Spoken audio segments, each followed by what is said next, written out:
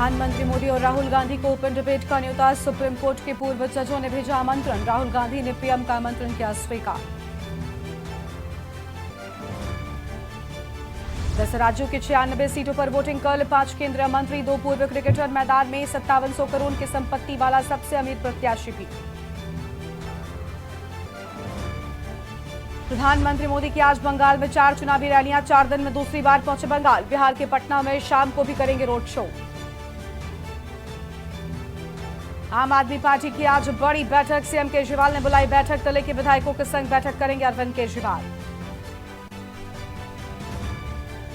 आज यूपी के 3 जिलों के दौरे पर सीएम योगी सीतापुर, बहराइच और अमेठी का दौरा करेंगे। चुनावी जनसभा को करेंगे संबोधित।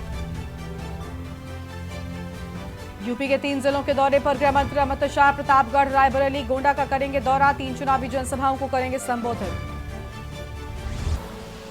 आप देख रहे हैं के न्यूज, खबरों का सारथी।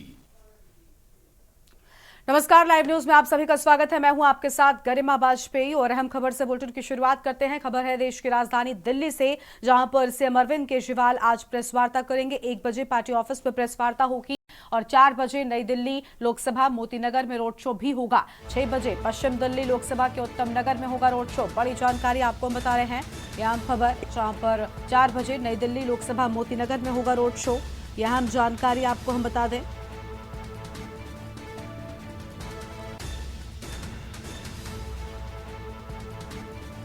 तो यह अहम खबर, जहां 1 बजे पार्टी ऑफिस में प्रेस वार्ता करेंगे केजरीवाल।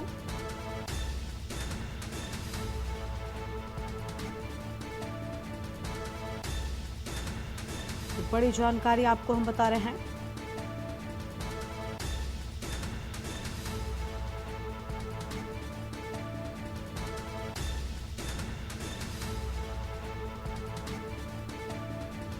चार बजे नई दिल्ली लोकसभा मोतीनगर में रोड शो की बात सामने आ रही है। यह अहम खबर। 6 बजे पश्चिम दिल्ली में होगी सभा और सीएम अरविंद केजरीवाल प्रेस वार्ता भी करेंगे। आज अहम जानकारी सामने आ रही है, जहां पर आज प्रेस वार्ता करेंगे दिल्ली के मुख्यमंत्री अरविंद केजरीवाल। आपको बता दें कि हाल ही में अरविंद केजरीवाल को जेल से रिहाई मिली है।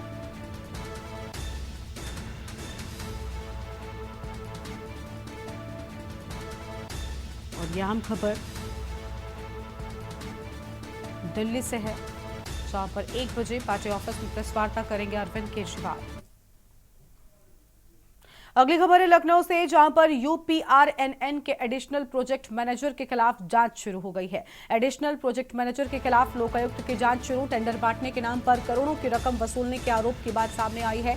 उप लोकायुक्त ने प्रमुख सचिव पीडब्ल्यूडी से रिपोर्ट मांगी। 3 जून तक प्रमुख सचिव पीडब्ल्यूडी को देनी होगी जांच रिपोर्ट। संजय कुमार सिंह की आय से अधिक संपत्ति मामले की जांच शुरू।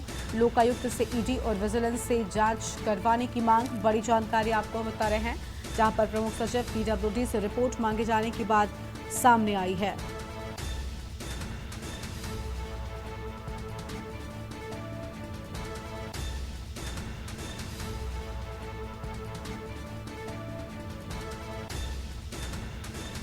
और यह हम खबर आपको हम बता रहे हैं लखनऊ से, बड़ी जानकारी।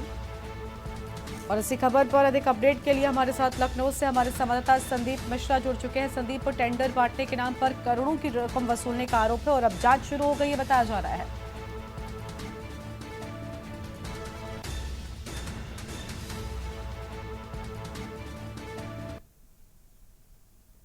कानपुर एयरपोर्ट का जो निर्माण था, उस निर्माण में धांधली कहीं ना कहीं देखने को मिली थी। इसके बाद से लगातार उनके पास शिकायतें आ रही थी।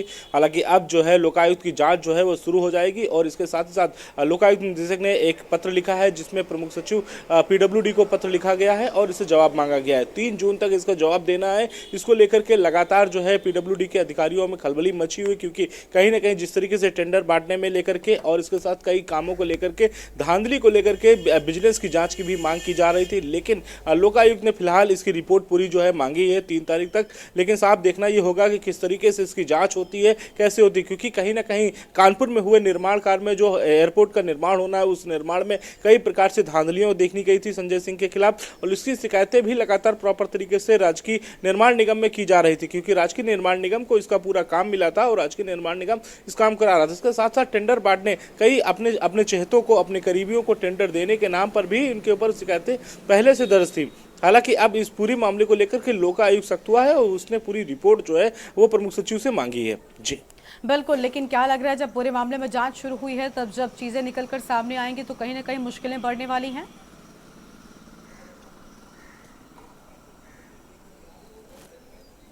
बिल्कुल, देखिए निश्चित तौर पे मुश्किलें बढ़ेंगी, क्योंकि जिस तरीके से उन्होंने गैर जुर्मानेदारा जो लोगों को काम दिया है, इसके साथ ही साथ कई महत्वपूर्ण चीज़ों को लेकर के जो काम की जो संलिप्तता पाई गई है उसमें कहीं ना कहीं उनके हस्ताक्षर देखने को मिले हैं। साथ ही साथ में कुछ ऐसी जगह काम हुए हैं जो कि राजकीय निर्माण निगम का काम होता है और प्रोजेक्ट मैनेजर हैं, उप प्रोजेक्ट मैनेजर हैं, तो अपने चहेतों को काम देने में, टेंडर प्रक्रिया में कहीं ना कहीं इधर उधर खेलबेल करने में, इसके साथ साथ आय से अधिक संपत्ति के मामले में, तो कई ऐसे मामले हैं जिनको लेकर लगातार शिकायतें लगातार पहुंच रही थी। हालांकि अब अगर जांच शुरू होती है तो निश्चित तौर पे कई ऐसी चीजें, बिंदु पाए जाएंगे जिसमें कहीं ना कहीं उनकी संलिप्तता पाई जाएगी। तो ऐसे में अब निश्चित तौर पे पीडब्ल्यूडी विभाग क्या कार्रवाई करता है ये आने वाला वक्त बताएगा, लेकिन फिलहाल विजिलेंस की टीम और इन सब टीमों को लेकर के लगातार जांचों की शिकायतें हो रही थी, लेकिन उसकी विजिलेंस की ना जांच हो सके इसके लिए लोकायुक्त की जांच जो है काफी महत्वपूर्ण थी और उसको जांच को लेकर के पत्र लिखा गया है। जी बिल्कुल, अब देखना होगा क्या कुछ निकलकर सामने आता है। शुक्रिया आपका संदीप हमारे साथ जुड़ने के लिए और अहम जानकारी साझा करने के लिए। तो एडिशनल प्रोजेक्ट मैनेजर के खिलाफ लोकायुक्त की जांच शुरू होने की बात सामने आई है। टेंडर बांटने के नाम पर करोड़ों की रकम वसूलने का आरोप, बड़ी खबर आपको बता रहे हैं, यह अहम जानकारी, जहां पर आपको बता दें कि उप लोकायुक्त ने प्रमुख सचिव पीडब्ल्यूडी से रिपोर्ट मांगी है।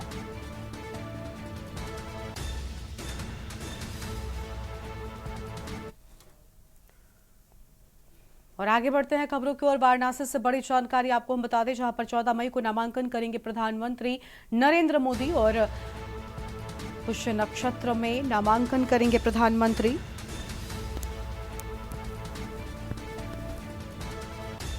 यह अहम खबर आपको हम बता दें, जहां पर नामांकन को लेकर सभी तैयारियां पूरी। काल भैरव के दर्शन करने के बाद करेंगे नामांकन। अहम जानकारी, 14 मई को गंगा सप्तमी के साथ बन रहा संयोग और इसी कड़ी में काल भैरव के दर्शन करने के बाद नामांकन करेंगे प्रधानमंत्री नरेंद्र मोदी। ये बड़ी जानकारी आपको हम बता रहे हैं। पंडित गणेश्वर शास्त्री द्रविड़ ने मुहूर्त को लेकर अहम बात कही है।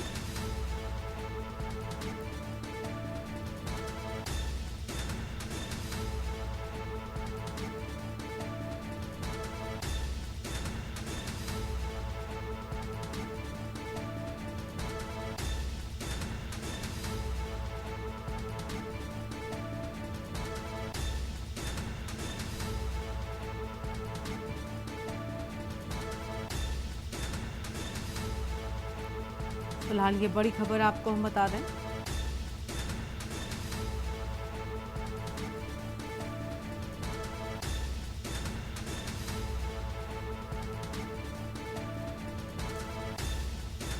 जहां पर 14 मई को नामांकन करेंगे प्रधानमंत्री नरेंद्र मोदी और गंगा सप्तमी के साथ बन रहा सहयोग।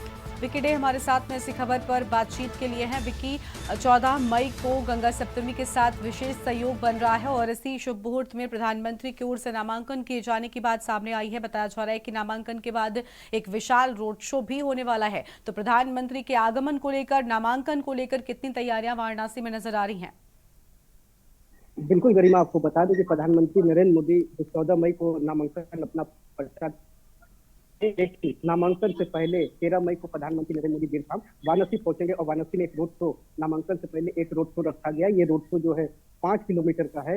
लंका स्थित मालवीय प्रतिमा बीएचयू से मालवीय प्रतिमा पे माल्यार्पण करने के बाद वहां से रोड शो की शुरुआत करेंगे प्रधानमंत्री नरेंद्र मोदी और वहां से शुरुआत करके जो ये 80 भदैनी, नारपुरा, शिवाला होते हुए पांडे हवेली, विश्वनाथ मंदिर धाम तक जाएंगे। इस बीच जो है इसके जो भाजपा के बीजेपी के पदाधिकारी है, इन्होंने सुरक्षा के दृष्टिगत जो 11 बीट बनाए गए हैं, इस 5 किलोमीटर के दायरे में 11 बीट बनाए गए हैं और इस 11 बीटों में 10-10 पॉइंट बनाए गए हैं और इस रोड शो को ऐतिहासिक और भव्यतम बनाने के लिए बीजेपी के पदाधिकारी और कार्यकर्ता जो है जी जान से लगे हुए हैं। लगभग तैयारियां पूरी कर ली गई है और बीते दिन आपको बता दें, तैयारियों को परखने जो है गृह मंत्री अमित शाह और सूबे के मुखिया योगी आदित्यनाथ जी वाराणसी पहुंचे थे। उन्होंने अपनी तैयारियों का जायजा लिया और बची जो तैयारियां उसकी जोर से करने की सख्त हिदायत दी और पूरी सुरक्षा के दृष्टिगत सारी कुछ जानकारी ली और साथ ही जो है कार्यकर्ता से वोटिंग परसेंटेज बढ़ाने को लेकर अमित शाह ने बैठक की और बैठक में गुरु मंत्र भी दिया इन लोगों को कि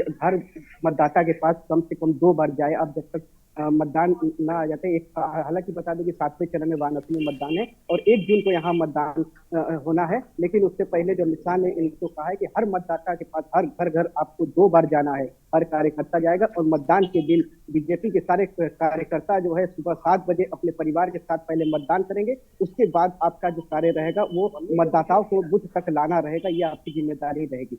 तो कह सकते हैं कि जो नामांकन के पहले इस रोड शो को सफल बनाने के लिए जो 10-10 पॉइंट बनाए गए हैं और इस पर लघु भारत रोड शो के माध्यम से लघु भारत का जो दृश्य दिखेगा, इसकी भी बीजेपी ने पूरी तैयारी कर ली है। लघु भारत मैं इसलिए कह रहा हूँ, इसके लिए जो है 10 पॉइंट चिन्हित किए गए, उस पर जो है मराठी, गुजराती और बंगाली, पंजाबी, इन सभी जो वेशभूषा के साथ अपनी सभ्यता के साथ पुष्प वर्षा करेंगे, प्रधानमंत्री नरेंद्र मोदी का स्वागत करेंगे।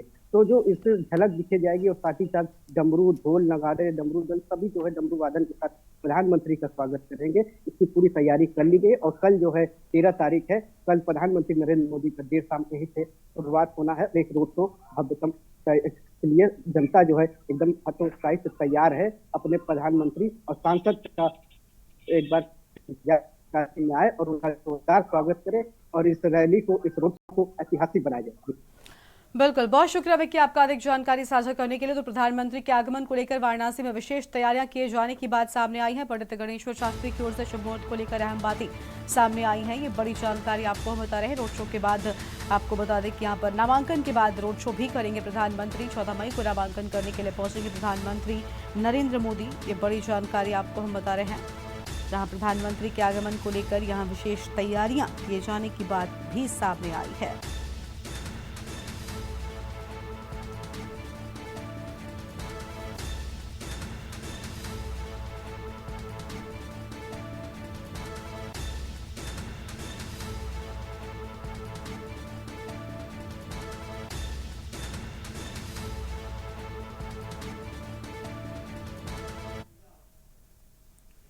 और अगली खबर लखनऊ से आपको हम बताते हैं, जहां चुनाव से पहले समाजवादी पार्टी को बड़ा झटका लगा है। इस वक्त की बड़ी खबर आपको हम बता दें, चुनाव से पहले सपा को लगा बड़ा झटका। सपा के पूर्व विधायक बाबा दुबे ने इस्तीफा दे दिया है। इस वक्त की अहम खबर आपको हम बता दें, अखिलेश यादव को पत्र लिखकर इस्तीफा दिए जाने की बात सामने आई है और चुनाव से पहले बड़ा झटका समाजवादी पार्टी को। बाबू सिंह कुशवाहा को लेकर नाराजगी जताई थी और इसी के चलते यहां पर आपको बता दें कि इस्तीफा दिए जाने की बात सामने आई है। बड़ी जानकारी आपको हम बता रहे हैं। बाबू सिंह कुशवाहा के अपराधों की लिस्ट का जिक्र किया है। कुशवाहा पर दर्ज मुकदमों की पूरी सूची भी उजागर करती है। बड़ी जानकारी, चुनाव से पहले समाजवादी पार्टी को लगा बड़ा झटका। यह अहम खबर आपको हम बता रहे हैं,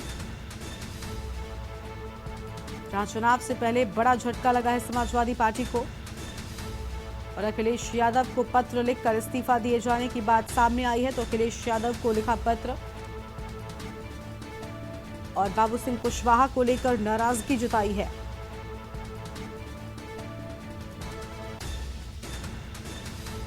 तो ये बड़ी जानकारी आपको हम बता रहे हैं, जहां पर समाजवादी पार्टी को बड़ा झटका। कुशवाहा पर दर्ज मुकदमों की पूरी सूची भी इनकी ओर से उजागर की गई है। कौशलेंद्र उपाध्याय इसी खबर पर अधिक अपडेट के लिए लखनऊ से हमारे साथ हैं। कौशलेंद्र, बाबू सिंह कुशवाहा को मौका दिए जाने के बाद से नाराज नजर आए और अब देखिए जब इस्तीफा दिया है तो बाबू सिंह कुशवाहा की पूरी अपराधों की सूची भी सामने लेकर आ गए हैं। बाबा दुबे, जो ओम प्रकाश दुबे, उनको बाबा नाम से सब लोग जानते हैं, समाजवादी पार्टी बहुत पहले से ही थे।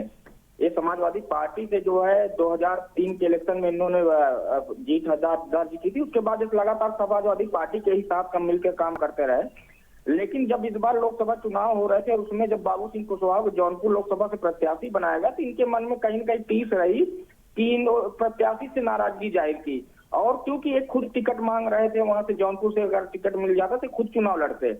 लेकिन अब बाबू सिंह कुशवाहा के ऊपर जितने मुकदमे हैं उसमें देखिए मनी लॉन्ड्री एक्ट है और तमाम ईडी सीबीआई जो मुकदमे दर्ज हैं वो तमाम पूरी लिस्ट इन्होंने जो है, जो बाबू सिंह कुशवाहा ने अपने नामांकन में जो पूरे शपथ पत्र दिया था उसकी फोटो लगा के उन्होंने अपने लेटर पैड पर टाइप करके उन्होंने समाजवादी पार्टी के राष्ट्रीय अध्यक्ष को अखिलेश यादव को पत्र भेजा और उनसे कहा कि ये ऐसे लोग अगर जो है चुनाव लड़ेंगे हम उनके साथ प्रचार नहीं कर पाएंगे, हम जो है ऐसे काम नहीं करते हैं कि जिससे 4 लोग हमारे ऊपर उंगली उठाए, और इसीलिए मैं पार्टी के प्राथमिक सदस्यता से मैं इस्तीफा देता हूं।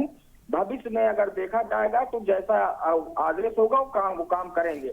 लेकिन जहां बाबू सिंह कुशवाहा की अगर बात की जाए, हालांकि ये तो जग जाहिर ही है कि उनके ऊपर तमाम केसेस चल रहे हैं, ईडी की जांच चल रही, सीबीआई जांच चल रही है, NHRM घोटाला जो फेमस इतना बहुजन समाज पार्टी सरकार में हुआ था उसकी जांच चल रही है। तो ये सब चीजों को लेके बाबा दुबे ने एक लेटर जारी किया और जो जौनपुर लोकसभा क्षेत्र है तमाम जो अब नेता और कार्यकर्ता हैं उनके मन में कहीं न कहीं उन्होंने एक चीज सोचने पर डाल दिया कि देखिए जौनपुर लोकसभा प्रत्याशी से जो इंडिया गठबंधन का प्रत्याशी है उनके ऊपर इतने मुकदमे हैं, मैं उनके साथ प्रचार नहीं कर सकता हूं, जनता को मैं धोखा नहीं दे सकता हूं।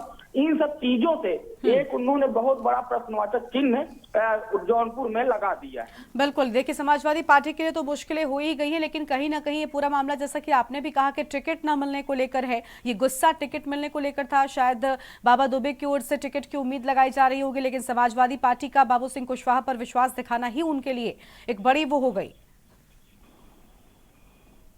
जी बिल्कुल, देखिए जो स्थितियां अगर आप देखेंगे कि बाबू सिंह कुशवाहा को लेके, हालांकि टिकट मिलना भाई प्रत्याशी और कई बार प्रत्याशी रहे हैं, इस बार भी उन्होंने प्रयास किया था लेकिन टिकट नहीं। लेकिन बाबू सिंह कुशवाहा को जो लेके जो बात हो रही है कि उन्होंने जो मुकदमे पूरी लिस्ट डाल दी है वो जरूर न कहीं कहीं समाजवादी पार्टी को डेंड कर रहा है। बिल्कुल जो है ऊपर की नेता तो भी अपनी बात किसी फोरम पा के रखते, वो अकेले में समाजवादी पार्टी के राष्ट्रीय अध्यक्ष से अकेले में बात कर सकते थे इस विषय में, लेकिन पूरी लिस्ट के साथ अगर पत्र लिखा जाए तो कहीं न कहीं समाजवादी पार्टी को कमजोर करने की कोशिश की गई। बिल्कुल, बड़ा नुकसान पहुंच सकता है चुनाव में। शुक्रिया आपका कौशलेंद्र हमारे साथ जुड़ने के लिए और अहम जानकारी साझा करने के लिए। तो बड़ी खबर आपको हम बता रहे हैं जहां पर समाजवादी पार्टी को चुनाव से पहले बड़ा झटका लगा है। तो चुनाव से पहले ही बड़ा झटका लगा समाजवादी पार्टी को और ये बड़ी जानकारी सामने आ रही है जहां पर बाबू सिंह कुशवाहा को लेकर नाराजगी जताई है और अब इस्तीफा दिए जाने की बात सामने आई है। लेकिन इस्तीफे के साथ साथ बाबू सिंह कुशवाहा के अपराधों की सूची भी उजागर कर दी गई है और ये कहीं ना कहीं समाजवादी पार्टी के लिए एक बड़े नुकसान के तौर पर देखा जा रहा है।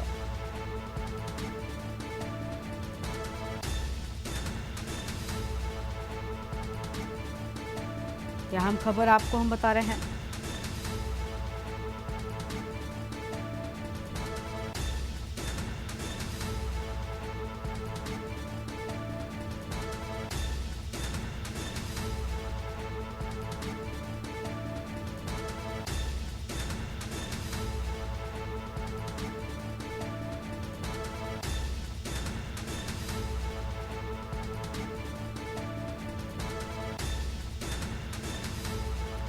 फिलहाल यह अहम खबर सामने आ रही है जहां पर कुशवाहा पर दर्ज मुकदमों की पूरी सूची उजागर की है, जिसके चलते कहीं ना कहीं मुश्किलें समाजवादी पार्टी की बढ़ती हुई हम कह सकते हैं नजर आ रही हैं। बड़ी जानकारी आपको हम बता दें।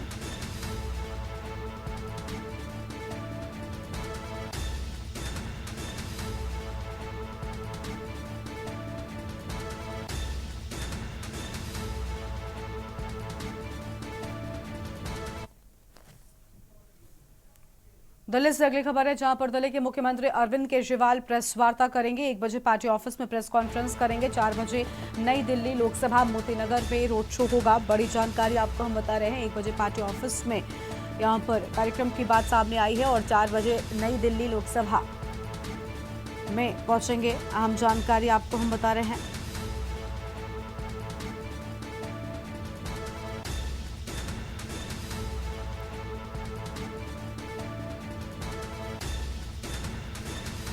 और इसी खबर पर दिल्ली से हमारे साथ हमारे संवाददाता प्रवेश शर्मा जुड़ चुके हैं। प्रवेश, अरविंद केजरीवाल पूरी तरीके से चुनावी मैदान में उतर चुके हैं और प्रचार प्रसार करने के लिए बताया जा रहा है आज से शुरुआत हो रही है। इसके साथ ही आज प्रेस कॉन्फ्रेंस भी होने वाली है जिसे काफी अहम माना जा रहा है।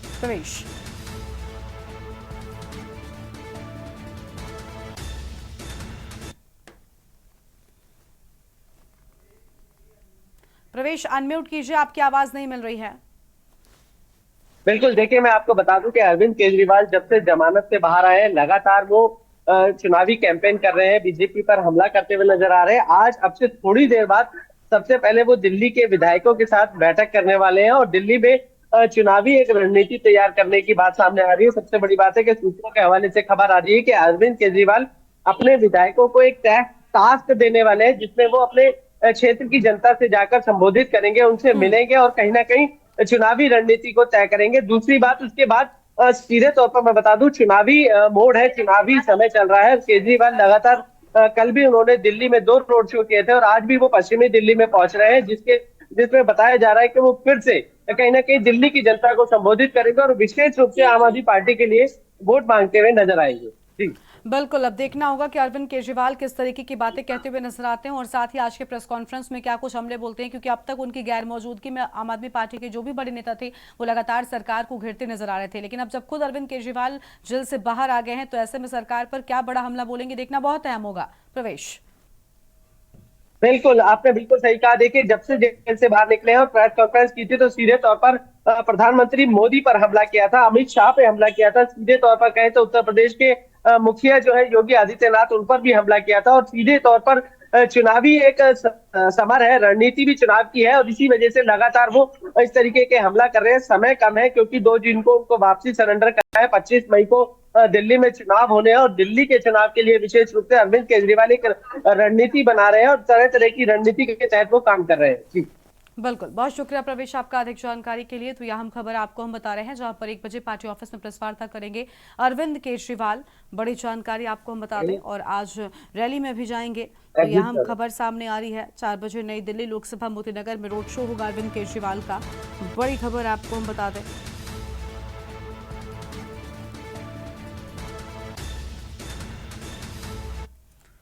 और अगली खबर लखनऊ से है जहां पर 3 जिलों के दौरे पर आज सीएम योगी आदित्यनाथ। सीएम योगी का सीतापुर, बहराइच और अमेठी का दौरा है। 12 बजे सीतापुर के मोहनलालगंज में जनसभा होगी, 1:30 बजे बहराइच में जनसभा को करेंगे संबोधित। अहम जानकारी आपको हम बता रहे हैं जहां 1:30 बजे बहराइच में जनसभा को संबोधित करेंगे और अलग अलग जनसभाओं में जाएंगे।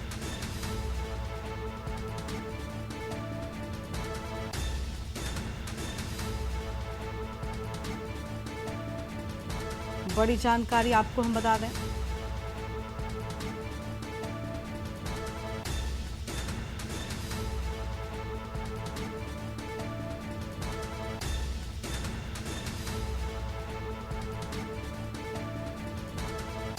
तो यह हम खबर आपको हम बता रहे हैं।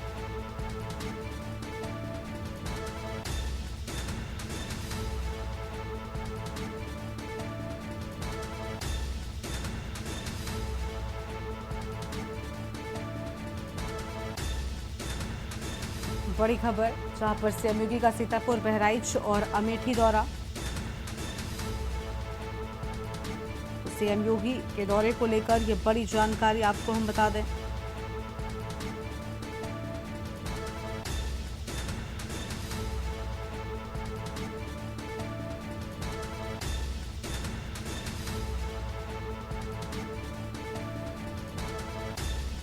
सीएम योगी का सीतापुर, बहराइच और अमेठी का दौरा है और 12 बजे सीतापुर के मोहनलालगंज में जनसभा होगी।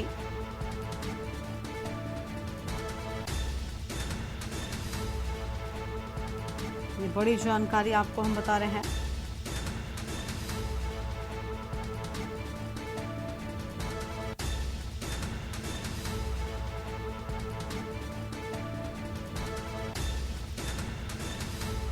और 3 बजे अमेठी के माधवगढ़ में करेंगे जनसभा। संदीप मिश्रा इसी खबर पर अधिक अपडेट के लिए हमारे साथ में जुड़ चुके हैं। संदीप, 3 जिलों में आज सीएम योगी की चुनावी जनसभा है, लगातार ताबड़तोड़ प्रचार करते हुए नजर आ रहे हैं मुख्यमंत्री।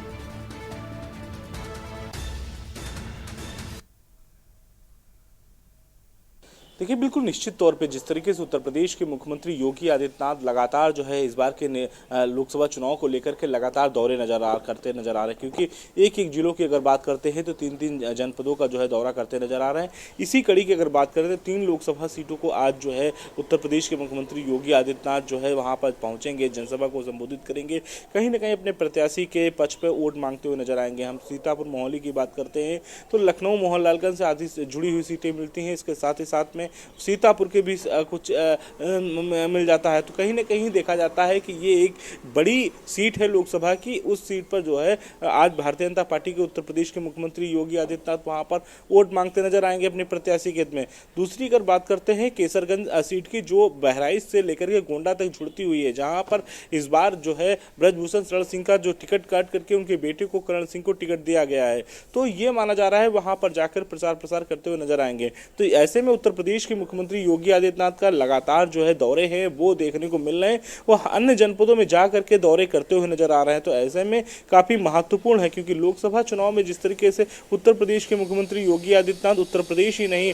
अन्य राज्यों में जाकर के लगातार जो है भारतीय जनता पार्टी के पक्ष में वोट मांगते हुए नजर आ रहे हैं। तो ये माना जा रहा है कि लोकसभा चुनाव को लेकर के उत्तर प्रदेश के मुख्यमंत्री योगी आदित्यनाथ पहले से भी एक्टिव थे और लगातार जनता के बीच में जा करके संवाद करते हुए नजर आएंगे। जी बिल्कुल, साफ तौर पर देखिए अलग अलग जगहों पर जा रहे हैं। हम देख पा रहे हैं कि देखिए क्योंकि कल चौथे चरण का मतदान भी है और इस कड़ी में अब आगे के चरणों को लेकर लगातार मुख्यमंत्री की ओर से अभी से जो जनसभाएं हैं वो शुरू कर दी गई हैं। शुक्रिया संदीप आपका हमारे साथ जुड़ने के लिए और अहम जानकारी के लिए। तो ये बड़ी खबर आपको हम बता दें, जहाँ पर 3 जिलों में आज सीएमयू की चुनावी जनसभा होगी और अलग अलग जगहों पर मुख्यमंत्री योगी आदित्यनाथ जनसभाओं को संबोधित करते हुए नजर आएंगे। तो ये बड़ी जानकारी आपको हम बता रहे हैं।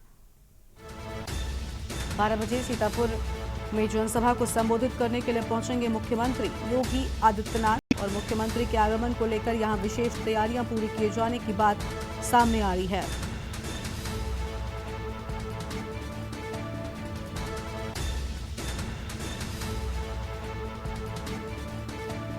तो यह अहम खबर आपको हम बता रहे हैं, जहां पर आज अलग अलग जिलों में मुख्यमंत्री योगी आदित्यनाथ की जनसभाएं।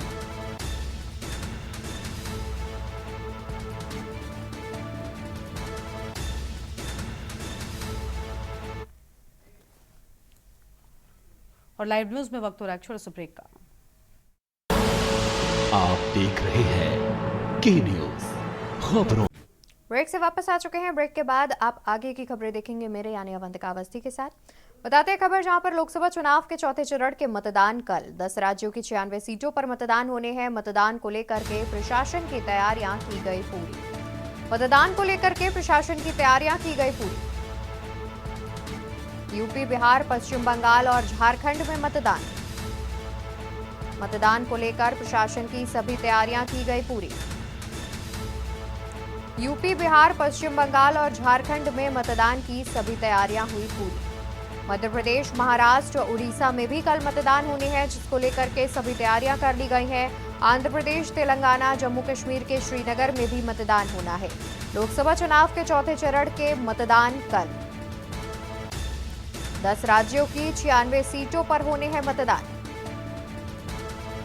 मतदान को लेकर के प्रशासन की सभी तैयारियां पूरी कर ली गई हैं। यूपी, बिहार, पश्चिम बंगाल, झारखंड में होने हैं कल मतदान। मतदान को लेकर के प्रशासन की तैयारियां हुई पूरी। यूपी, बिहार, पश्चिम बंगाल में कल मतदान होना है। मध्य प्रदेश, महाराष्ट्र, उड़ीसा में भी कल मतदान होना है, जिसको लेकर के प्रशासन की ओर से सभी तैयारियां पूरी कर ली गई हैं। आंध्र प्रदेश, तेलंगाना, जम्मू कश्मीर के श्रीनगर में भी मतदान होना है। लोकसभा चुनाव के चौथे चरण के मतदान कल 10 राज्यों की 96 सीटों पर कल होने हैं मतदान। मतदान को लेकर प्रशासन की सभी तैयारियां की गई पूरी। यूपी, बिहार, पश्चिम बंगाल और झारखंड में होने हैं मतदान। मतदान को लेकर प्रशासन की सभी तैयारियां की गई पूरी। यूपी, बिहार, पश्चिम बंगाल और झारखंड में होना है मतदान। मध्य प्रदेश, महाराष्ट्र, उड़ीसा में मतदान। आंध्र प्रदेश, तेलंगाना, जम्मू कश्मीर के श्रीनगर में भी वोटिंग कल। लोकसभा चुनाव के चौथे चरण की तैयारियां पूरी कर ली गई है, जिसमें कल 96 सीटों पर मतदान होना है। 10 राज्यों की 96 सीटों पर कल होना है मतदान। जिसको लेकर के प्रशासन की ओर से सभी तैयारियां पूरी कर ली गई हैं।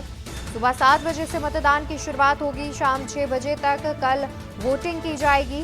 10 राज्यों की 96 सीटों पर कल मतदान है, जिसमें यूपी, बिहार, पश्चिम बंगाल और झारखंड की सीटें शामिल हैं। इसके अलावा मध्य प्रदेश, महाराष्ट्र और उड़ीसा में भी मतदान होना है। आंध्र प्रदेश, तेलंगाना और जम्मू कश्मीर के श्रीनगर में भी होना है मतदान। लोकसभा चुनाव के चौथे चरण के मतदान कल। 10 राज्यों की 96 सीटों पर कल मतदान। मतदान को लेकर प्रशासन की सभी तैयारियां की गई पूरी। यूपी, बिहार, पश्चिम बंगाल, झारखंड में होना है मतदान। मतदान को लेकर के प्रशासन की सभी तैयारियां की गई पूरी। यूपी, बिहार, पश्चिम बंगाल और झारखंड में होना है मतदान। मध्य प्रदेश, महाराष्ट्र और उड़ीसा में होना है मतदान। आंध्र प्रदेश, तेलंगाना, जम्मू कश्मीर के श्रीनगर में होना है मतदान।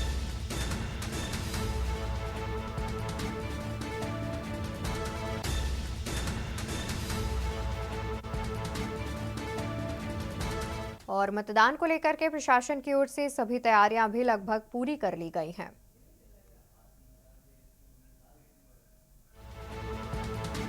दस राज्यों के 96 सीटों पर मतदान कल। मतदान को लेकर के प्रशासन की सभी तैयारियां लगभग पूरी कर ली गई हैं।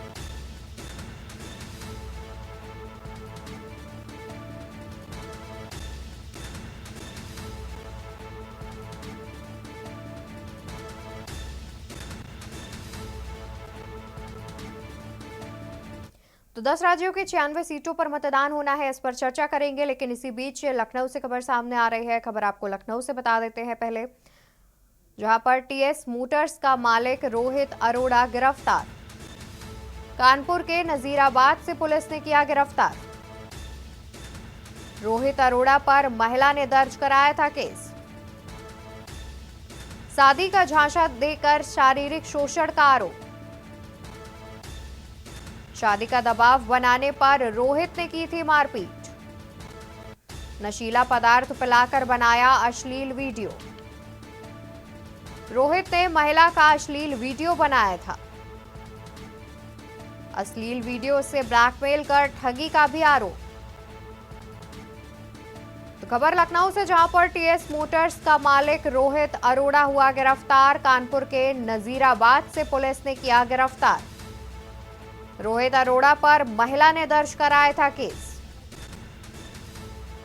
शादी का झांसा देकर शारीरिक शोषण का महिला ने लगाया था आरोप। शादी का दबाव बनाने पर रोहित ने की थी मारपीट। नशीला पदार्थ पिलाकर बनाया था अश्लील वीडियो। रोहित ने महिला का बनाया था अश्लील वीडियो। अश्लील वीडियो से ब्लैकमेल कर ठगी का भी आरोप। और इसी खबर पर ज्यादा जानकारी के लिए हमारे साथ संवाददाता शिवा शर्मा जुड़े हुए हैं। शिवा, जिस तरीके से जानकारी सामने आ रही है कि टीएस मोटर्स के मालिक को गिरफ्तार कर लिया गया है नजीराबाद से, और महिला ने उन पर केस दर्ज कराया था, पूरा मामला क्या है?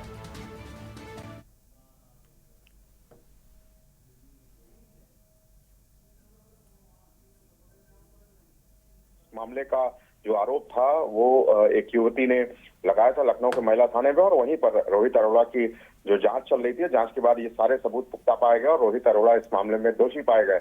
लेकिन रोहित अरोड़ा की गिरफ्तारी नहीं हो पा रही थी। जो टीएस मोटर्स के मालिक है, लखनऊ में एक बड़ा कारोबारी है, सहारागंज के पास में उसका बड़ा एक शोरूम है।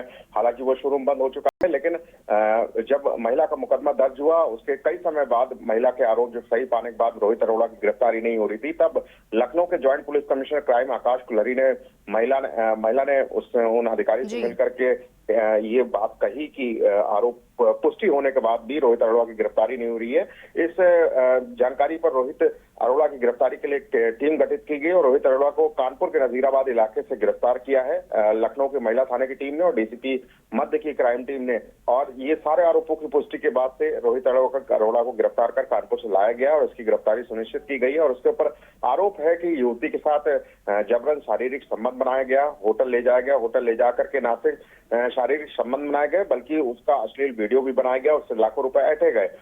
इसी मामले को लेकर के रोहित अरोड़ा काफी समय से फरार चल रहा था और अब लखनऊ की महिला थाने की पुलिस ने उसकी गिरफ्तारी की है और कहीं ना कहीं उस महिला को भी न्याय मिलने की उम्मीद है जो लंबे समय से लखनऊ के अंदर रोहित अरोड़ा की गिरफ्तारी के लिए अधिकारियों के पास भटक रही थी। बिल्कुल, बहुत शुक्रिया शिवा आपका ज्यादा जानकारी दर्शकों तक पहुंचाने के लिए। तो बता दें कि रोहित अरोड़ा पर महिला ने आरोप लगाया था, जहां पर उसको शादी का झांसा दे करके शारीरिक संबंध बनाया था। फिर जब शादी का दबाव बनाया गया तो उसने महिला का अश्लील वीडियो बनाकर उससे लाखों रुपए ऐंठे थे। उसके बाद पुलिस ने नजीराबाद से रोहित अरोड़ा को गिरफ्तार कर लिया है। तो वहीं आपको बता दें कि कल पूरे देश में 96 सीटों पर मतदान होना है और यूपी की 13 सीटों पर मतदान किया जाएगा। सुबह 7 बजे से मतदान की शुरुआत होगी। तो वहीं उन्नाव में प्रशिक्षण केंद्र से पोलिंग पार्टियां होंगी रवाना। शहर में आने वाले वाहनों का रूट डाइवर्ट किया गया है। प्रचार प्रसार थमने के साथ ही जिले की सीमाएं की गई हैं सील। शहर में आने वाले वाहनों का किया गया रूट डाइवर्ट। प्रचार प्रसार थमने के साथ ही जिले की सीमाएं की गई सील। सीमाओं पर बैरियर लगाकर सघन चेकिंग अभियान शुरू। 6 बजे के बाद पूर्व निर्देश के तहत शराब की दुकानें बंद।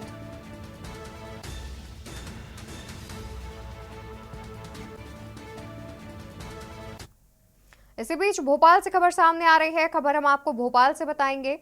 भोपाल से खबर, जहां मध्य प्रदेश में लोकसभा चुनाव का आखिरी चरण।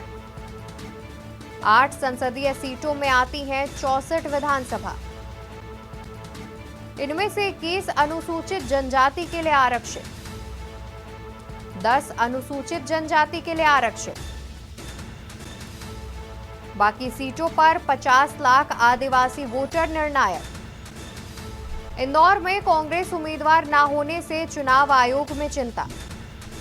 मध्य प्रदेश में चौथे चरण में 8 लोकसभा सीटों पर मतदान।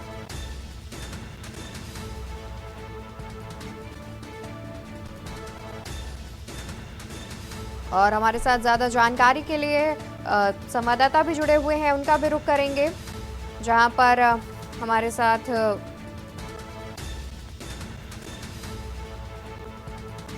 भोपाल से हमारे साथ संवाददाता सुनील मालवीय, बहराइच से संवाददाता फराज अंसारी, इटावा से संवाददाता प्रमोद दीक्षित और कानपुर से संवाददाता शारिका गुप्ता जुड़ी हुई हैं। और महाराष्ट्र से हमारे साथ संवाददाता जितेंद्र जाधव भी जुड़े हुए हैं। और सबसे पहले रुक कर लेते हैं महाराष्ट्र से हमारे संवाददाता जितेंद्र जाधव का। जितेंद्र, देखा जाए तो महाराष्ट्र में भी कुछ सीटों पर कल चुनाव होना है। क्या कुछ चुनावी समीकरण देखने को मिल रहा है? जनता का रुख किस ओर देखने को मिल रहा है? 11 लोकसभा सीट पर चुनाव वोटिंग होने वाली है। महाराष्ट्र के सिरूर रहे, पुणे रहे या मावल रहे, ऐसे जो 11 लोकसभा सीटें उधर वोटिंग होने वाले है। पूरा चुनाव का मामला हाई वोल्टेज सीट है पूरे। तो इस सीट के लिए पीएम नरेंद्र मोदी रहे, अमित शाह रहे या जो शरद पवार है महाराष्ट्र के विपक्ष दल के बड़े नेता है, उद्धव ठाकरे, सभी ने जनसभा भी लिया है। उनके बाद चलिए 11 लोकसभा सीट पर वोटिंग वाले। आप देख रहे हैं मेरे पीछे बीजेपी का दस्तक है। इस दस्तक में अभी एक ही बीजेपी का कार्यकर्ता आया नहीं, क्योंकि सभी कार्यकर्ता अपने अपने बूथ पर जाकर कल का चुनाव का जो प्रचार का कार्यक्रम है अभी चला रहा है और बूथ पर जाकर अपना बूथ मजबूत कर रहे हैं। लेकिन जो महाराष्ट्र की राजनीति देख रहे हैं, इस राजनीति देखते हुए अभी एनडीए से जो की ताकत है या इंडिया गठबंधन की ताकत अभी ज्यादा दिख रही है। और ऐसा भी बोल रहा जा रहा है कि आने वाले समय महाराष्ट्र में एनडीए से ज्यादा इंडिया गठबंधन को इस चुनाव से जीत मिलेगी, ज्यादा लोकसभा सीटें मिलेगी। जी, और हमारे साथ भोपाल से संवाददाता सुनील मालवीय भी जुड़े हुए हैं। सुनील, आपका रुख करेंगे। और भोपाल की अगर बात की जाए तो मध्य प्रदेश की अगर बात की जाए तो उसमें भी कुछ सीटों पर चुनाव होना है और आखिरी लोकसभा चुनाव है मध्य प्रदेश में। बची हुई सीटों पर आखिरी चरण है। क्या कुछ जानकारी है? क्या चुनावी समीकरण देखने को मिल रहा है? जी बिल्कुल, देखिए निश्चित तौर से मध्य प्रदेश की मतलब यानी कल 13 मई को 8 लोकसभा सीटों पर चुनाव होना है और लोकसभा सीट जो है मालवा अंचल से सीटें आती हैं और इन सीटों पर अधिक अगर देखा जाए प्रभाव जो रहता है और सबसे ज्यादा चाहे बीजेपी की बात हो चाहे कांग्रेस की बात हो, सबसे ज्यादा आदिवासी महिला और आदिवासी युवा पर ही फोकस किया, क्योंकि सबसे बड़ी बात यह है कि ये जो 8 लोकसभा सीट है, यहाँ पर सबसे अधिक जो मतदाता है वो आदिवासी वोटर निर्णायक की भूमिका में रहते हैं। इसलिए दोनों जो दल हैं उनका सीधा फोकस यहाँ के जो आदिवासी महिला और युवाओं पे रहा और अब देखने वाली बात होगी कि क्या अंजाम होता है। लेकिन बात जाए इंदौर शहर की, जहां पर नामांकन के जो कांग्रेस जो प्रत्याशी थे अच्छे बम, वो जैसे ही पर्चा उन्होंने वापस लिया और वो बीजेपी में शामिल हो गए, तो एक बड़ी एक चुनौती है निर्वाचन आयोग के ऊपर की हालांकि इंदौर में वो मतदाताओं को कैसे मतदान के लिए निकालेंगे। और एक बड़ी चुनौती ये है कि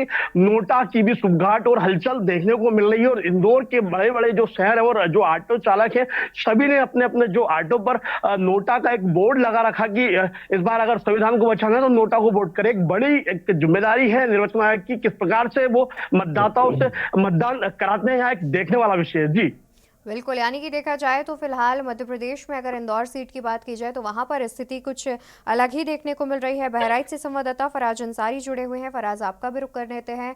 बहराइच की बात की जाए तो फिलहाल कैसा चुनावी समीकरण देखने को मिल रहा है? जनता किन मुद्दों को लेकर के कल मतदान करने के लिए पहुंचेगी, क्या कुछ जानकारी है? जी बिल्कुल, आपको बताना चाहेंगे 13 चरण में जनपद बहराइच का 13 मई को चौथे चरण में चुनाव होना है, जिसको लेकर सभी राजनीतिक पार्टियों ने अपने अपने वोटरों को लुभाने की कोशिश की है, बड़े बड़े वादे किए। अगर आपको बता दें कि बहराइच सुरक्षित सीट है और पिछले 2 बार से भाजपा का कब्जा रहा है, वहीं इस बार जो है वोटर साइलेंट मूड में है और इस बार जो है उनका वोटरों का कहना है कि वो शिक्षा, रोजगार, स्वास्थ्य व्यवस्था पर ही वोट करेंगे। अब देखने वाली बात होगी कि कल होने वाले मतदान में जनता किसके सर पे अपना ताज पहनाती है, ये देखने वाली बात होगी। जी बिल्कुल, और हमारे साथ कानपुर से संवाददाता सारिका गुप्ता जुड़ी हुई है। सारिका, आपका रुख कर लेते हैं। कानपुर की बात की जाए तो कानपुर में फिलहाल कैसी सियासी हलचल देखने को मिल रही है? कल कानपुर सीट पर भी मतदान होना है, जनता के क्या कुछ मुद्दे हैं? बिल्कुल, मैं बता दूं कि कल जिस तरीके से उत्तर प्रदेश की 13 सीटों को लेकर वोटिंग करी जानी है और उसको लेकर काफी तैयारियां कर ली गई हैं। प्रेस कॉन्फ्रेंस करी गई थी और उसमें ये बताया गया था कि कानपुर शहर में की जो 2 सीटें हैं अकबरपुर लोकसभा की, उसको देखते हुए काफी तैयारियां करी गई हैं। लगभग 16,000 कर्मचारी हैं जिनकी तैनाती करी गई है और उसके साथ साथ आज जो नवीन गल्ला मंडी है वहां से पोलिंग पार्टियों की रवानगी भी आज शुरू हो गई है। कल सुबह 7 बजे से वोटिंग प्रक्रिया भी शुरू हो जाएगी और इसी वक्त मैं एक बूथ में खड़ी हूँ और काफी तैयारियां करी गई हैं। यहाँ पर जितने भी बूथ बनाए गए हैं, जितने भी मतदान केंद्र है, उनको सीसीटीवी कैमरे से लैस कर दिया गया है। रूट डाइवर्जन कानपुर शहर में आज से ही देखने को मिलेगा, जिस तरीके से पोलिंग पार्टियां रवाना होगी। भारी वाहनों की के साथ साथ जो बॉर्डर है, जो सीमाएं हैं, उनमें भी चेकिंग करी जा रही है, बाकायदे उनको भी सीलिंग करने की कार्रवाई करी जा रही है और कहीं ना कहीं जो बूथ बनाए गए हैं उनको बनाने की जो तैयारी है वो भी शुरू हो चुकी है। दिव्यांगों की खास व्यवस्था करी गई है, उनके लिए जो व्हीलिंग चेयर है वो जो है सारे बूथों में पहुंच गई हैं और कहीं ना कहीं गर्मी की वजह से इसको देखते हुए नगर निगम द्वारा, जिला प्रशासन द्वारा सभी बूथों के पास जो है टेंट की व्यवस्था करी गई है, मटके लगाकर पानी की व्यवस्था करी गई है ताकि जो वोट देने के लिए मतदाता आए तो उनको कोई समस्या ना हो। इसके साथ साथ जो पुलिस कर्मचारियों की बातचीत करी जाए तो 2 गाड़ियां पीएसी है, उसके साथ साथ लगभग 20,000 कर्मचारी हैं पुलिस कर्मियों के जो तैनात रहेंगे। तो काफी तैयारियां करी गई हैं और सबसे ज्यादा फोकस जो है वो कानपुर शहर। बिल्कुल, यानी कि देखा जाए तो जिस तरीके से कानपुर में जितनी तैयारियां की गई हैं प्रशासन की, वो काफी ज्यादा अच्छी दिख रही है। कानपुर या फिर अकबरपुर, दोनों ही सीटों की बात की जाए। और हमारे साथ इटावा से संवाददाता प्रमोद दीक्षित जुड़े हुए हैं, उनका भी रुख कर लेते हैं। प्रमोद, अगर इटावा की बात की जाए तो वहां पर कैसे चुनावी समीकरण देखने को मिल रहे हैं? जी, मैं अगर इटावा की अगर बात की जाए तो स्वाभाविक है कि कल चौथे चरण को लेकर के जिस तरीके से 13 मई को यहाँ मतदान होना है और मतदान इस समय मैं खड़ा हुआ हूँ जो बूथ स्थल है जिसको कि इटावा जनपद के जितने भी बूथ स्थल है वो काफी बूथ स्थल की संख्या को मैं आपको दिखा सकता हूँ। इस तरीके से बूथ स्थल को लगाया जा रहा है। इस समय हम इटावा के DGIC जो इंटर कॉलेज है वहां खड़े हैं।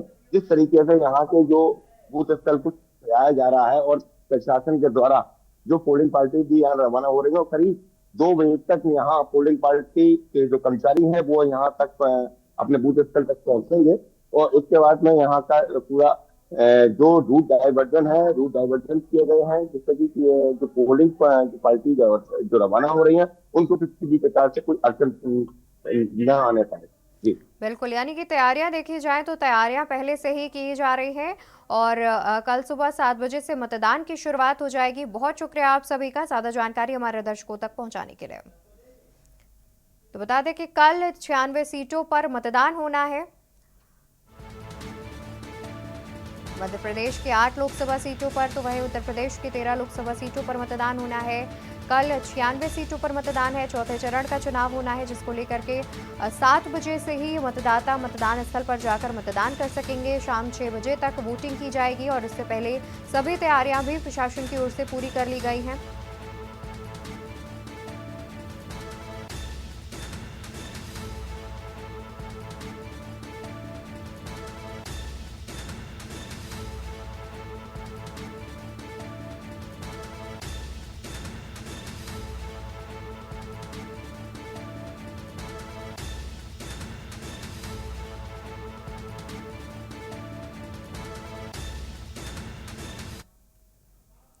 खबर हम आपको संभल से बताते हैं जहां पर जिले में एक बार फिर तेंदुए की दस्तक। 3 दिन से तेंदुए के दिखाने का किया जा रहा दावा सोशल मीडिया पर वायरल हो रही है। तेंदुए की तस्वीरें वायरल वीडियो होने के बाद वन विभाग में मची खलबली। मौके पर जाकर वन विभाग जांच पड़ताल करेगा। बता दें कि तेंदुए का वीडियो सोशल मीडिया पर जमकर वायरल हो रहा है जिसके बाद वन विभाग में खलबली मची। अब मौके पर जाकर के वन विभाग जांच पड़ताल करेगा। और इसी बीच रुक कर लेते हैं पश्चिम बंगाल का जहां पर चुनावी जनसभा संबोधित कर रहे हैं प्रधानमंत्री नरेंद्र मोदी। क्या कुछ कह रहे हैं आपको सुनाएंगे।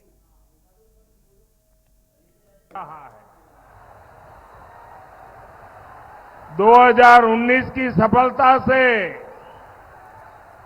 कहीं ज्यादा बड़ी सफलता इस बार भाजपा को मिलने जा रही है।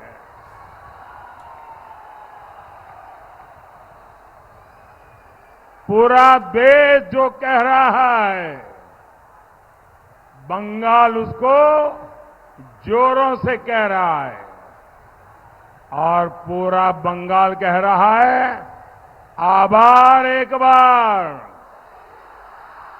आभार एक बार, आभार एक बार।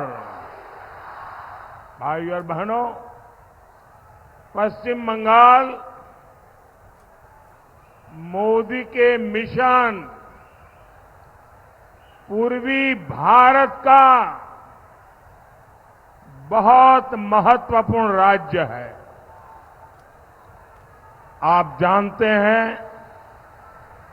आजादी के 50 साल तक कांग्रेस के परिवार ने ही सरकारें चलाई, लेकिन कांग्रेस शासन में पूर्वी भारत को सिर्फ गरीबी मिली, सिर्फ पलायन मिला। पश्चिम बंगाल हो, बिहार हो, झारखंड हो, उड़ीसा हो, आंध्र प्रदेश हो, इतने बड़े बड़े राज्य, इतने सामर्थ्यवान राज्य, और ये राज्य ऐसे हैं किसी राज्य में अपार खनिज संपदा है, किसी राज्य में कोयले के भंडार भरे हैं, किसी के राज्य के पास समुद्री की ताकत, ब्लू इकोनॉमी, पोर्ट की ताकत है, किसी के पास अथाह उपजाऊ भूमि है, किसी के पास पर्यटन के लिए पूरे देश में सबसे ज्यादा पोटेंशियल है। बावजूद इसके कांग्रेस और इंडिया अलायंस के दलों ने पूर्वी भारत को पिछड़ा ही छोड़ दिया। 2014 में आपने आपके इस सेवक मोदी को सेवा करने का मौका दिया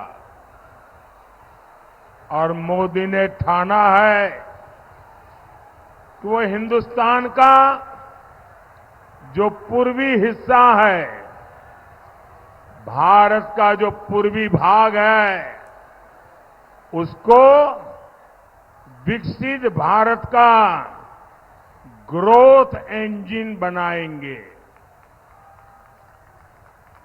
आप देखिए, आज रेल, रोड, एयरपोर्ट और वाटरवे का कितना आधुनिक नेटवर्क पूर्वी भारत में बन रहा है।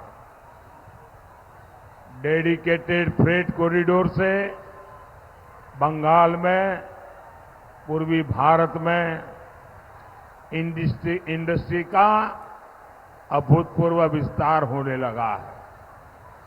इन राज्यों में बनाया जा रहा गैस पाइपलाइन का नेटवर्क इंडस्ट्री को बहुत मदद करने वाला है। यहां के बंद पड़े खाद कारखानों को भाजपा सरकार ने फिर से शुरू करवाया है। आने वाले 5 सालों में पूर्वी भारत में ऐसे विकास कार्यों को और गति देने वाला समय है और इसके लिए मुझे आपका आशीर्वाद चाहिए।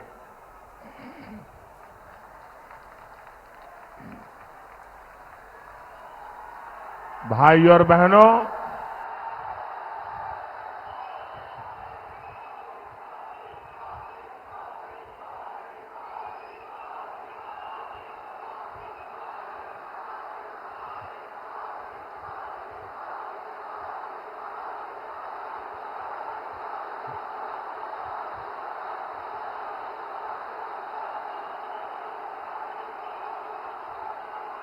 भाई और बहनों, बंगाल की ये धरती, बैरकपुर की ये धरती इतिहास रचने वाली धरती है। आजादी में अहम भूमिका निभाने वाली धरती है। और आप सुन रहे थे पश्चिम बंगाल से प्रधानमंत्री नरेंद्र मोदी को, जो कि पश्चिम बंगाल जनसभा करने पहुंचे थे और इस दौरान उन्होंने कांग्रेस पर तंज भी कसा। खबरों में फिलहाल के लिए बस इतना ही। आप देखते रहिए के न्यूज इंडिया। नमस्कार। आप देख रहे हैं के न्यूज, खबरों का सारथी।